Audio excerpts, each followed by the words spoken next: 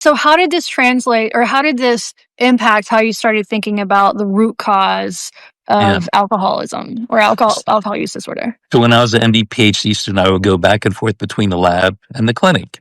And so it was puzzling why they would increase their drinking of alcohol after the stress, not during the Mhm. stress. And then I saw a veteran who was in Vietnam. And when he was in Vietnam, he told me that he used heroin, which was pretty common in those days. That's how they cope with things. But then when he came back to the United States, he didn't have as easy access to heroin, but he started using more alcohol. And that sort of hit the spot, just like the heroin did. And so I was beginning to wonder if there's some relationship between opiates and alcohol. And then I did some research and I found out in the Sears catalog of 1912 or whatever it was, that if you had an addiction to morphine, they would give you an elixir that had alcohol in it.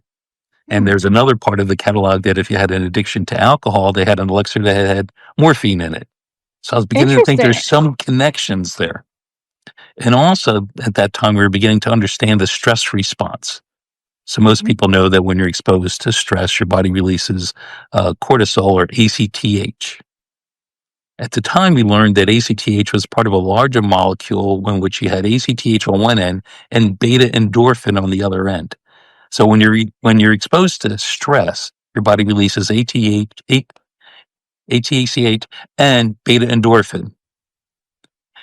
And what I reasoned was that during the trauma, the beta-endorphin levels increased, but then after the trauma, the beta-endorphin levels began to decrease, and alcohol can stimulate the release of these endogenous opiates. So it acts to compensate for a relative deficiency in beta endorphin activity. So that was the theory.